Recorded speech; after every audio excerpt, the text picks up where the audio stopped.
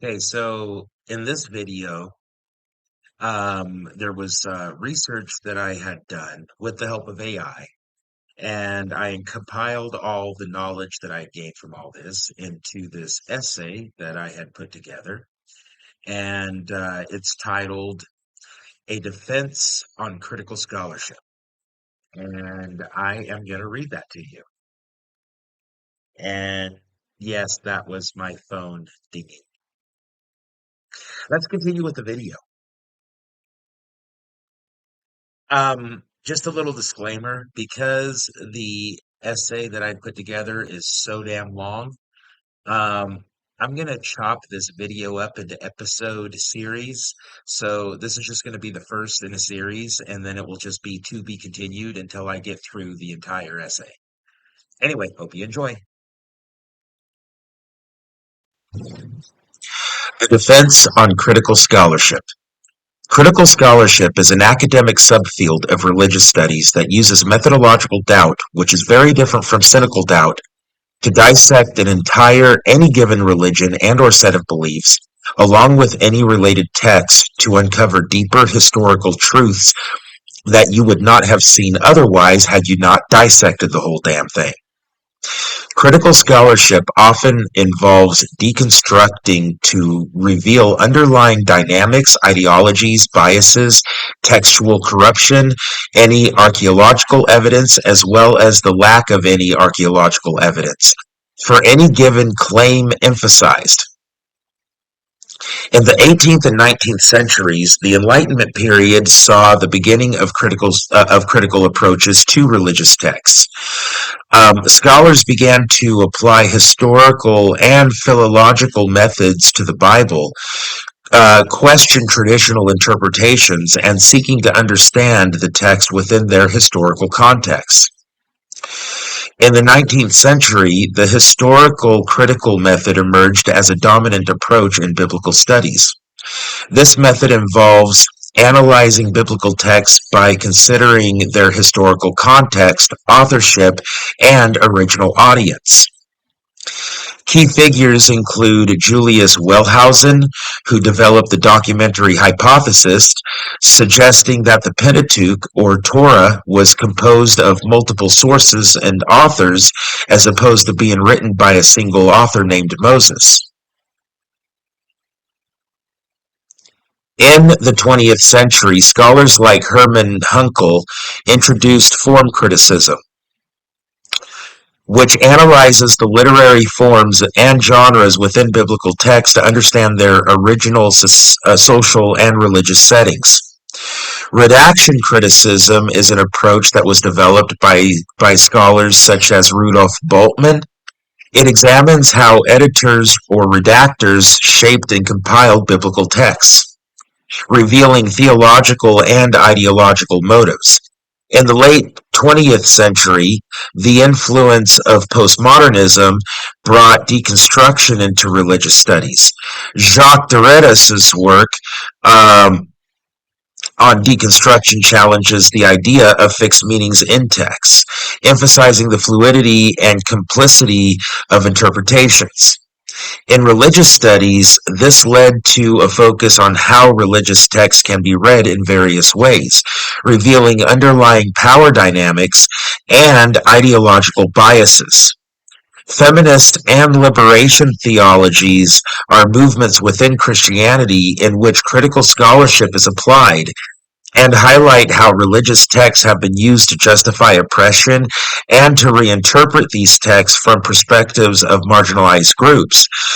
Modern critical scholars in religious studies often incorporate intersectionality, examining how forms of oppression, race, gender, class, intersect in religious texts and practices.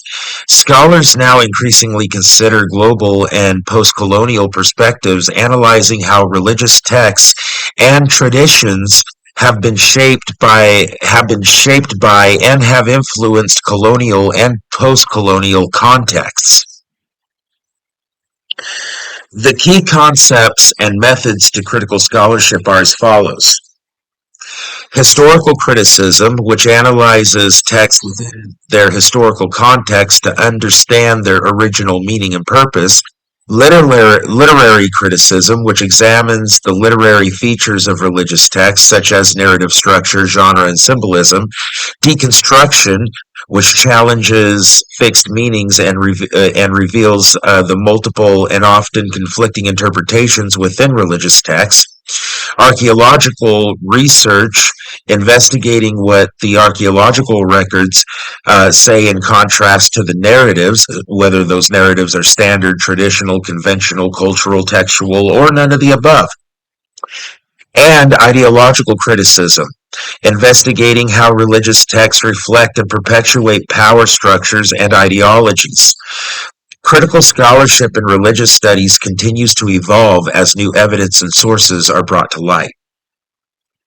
Critical scholarship has also had an impact on mainline denominations such as the United Methodist Church, the Lutheran Church in America, and the Presbyterian Church USA, which have all become more theologically and socially liberal over time.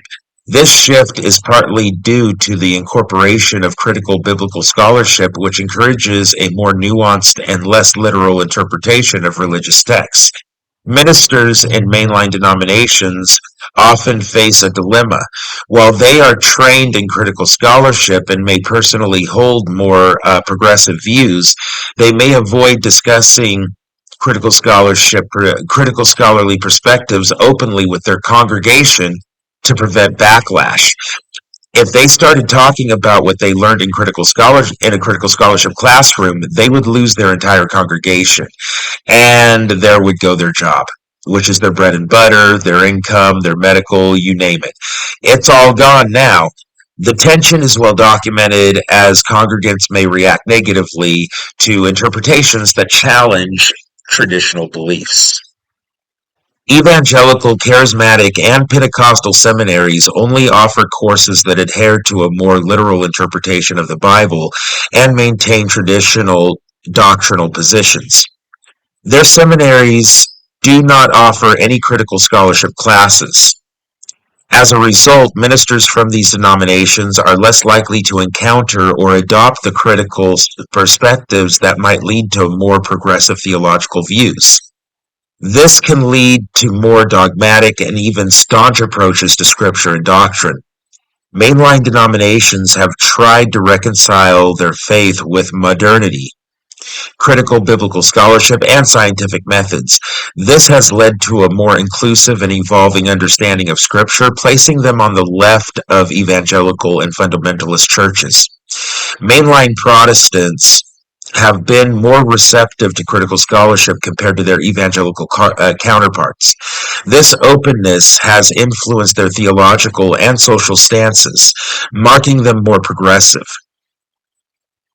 The lack of training in critical scholarship can contribute to the development of extremist groups by fostering rigid, literal interpretations of religious texts and an unwillingness to engage with diverse perspectives. Without critical scholarship, religious leaders and followers may interpret sacred texts literally without considering historical context, metaphorical meanings, or alternative interpretations. This can lead to dogmatic beliefs and practices. Critical scholarship encourages engagement with diverse viewpoints and critical thinking, never labeling any of it as heresy. Without this training, individuals may be less open to differing opinions and more likely to view their beliefs as the only truth. Extremist groups often use collective interpretations of religious texts to justify their prejudices and discrimination practices. Lack of critical scholarship can prevent individuals from questioning these bigoted interpretations and recognizing their biases. The Westboro Baptist Church is known for its extreme views and hateful rhetoric, particularly against LGBTQ+ individuals.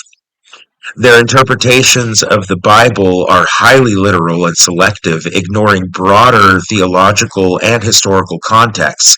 Studies have shown that far-right extremist groups often rely on simplistic black and white interpretations of religious and ideological texts.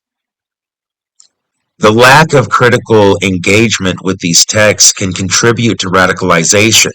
Research by Rand Corporation highlights how exposure to propaganda and lack of critical thinking skills can lead to radicalization.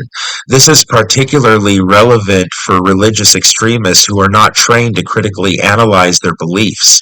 Some examples of hateful denominations include the Westboro Baptist Church, known for its extreme anti-LGBTQ plus stances, and inflammatory protests at funerals and other events. The Aryan Nation, a white supremacist group that combines racist ideology with a distorted interpretation of Christianity. The Christian Identity Movement. This movement promotes a racist and anti-Semitic interpretation of Christianity, claiming that white people are the true descendants of the ancient Israelites. The the absence of critical scholarship in religious education can contribute to the formation and perpetuation of extremist groups by promoting literal interpretation of text, resistance to diverse perspectives, and reinforcement of prejudices. Encouraging critical thinking and diverse engagement in religious studies can help mitigate these risks and promote a more inclusive and understanding approach to faith. Critical scholarship has been applied to various religious traditions beyond Christianity, including Buddhism, Islam, Judaism, and paganism.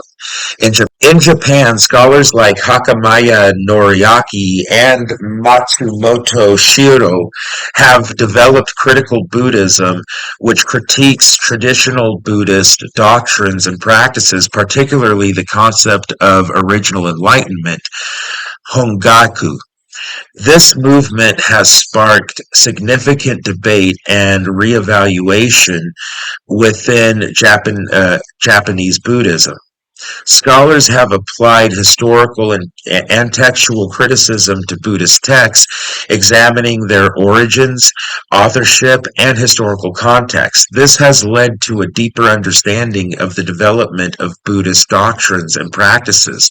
Muslim intellectuals such as Muhammad Abdul and Nasser Hamid Abu Zaid have used critical scholarship to critique traditional interpretations of Islamic texts and advocate for reform. This has led to significant debates within the Muslim world about the role of tradition and modernity. Scholars have also applied decolonial and postcolonial critiques to Islamic studies, challenging Western hegemonic interpretations and advocating for more nuanced, textually aware approaches. Platforms like the Torah.com have made academic biblical scholarship accessible to a broader audience, including critical approaches to the Torah. This has encouraged contemporary religious Jews to engage with historical and critical perspectives, leading to re-evaluations of traditional beliefs and practices. Some contemporary Orthodox rabbis and educators have begun to accept critical approaches to the Hebrew Bible, including the possibility of multiple authorships for the Torah.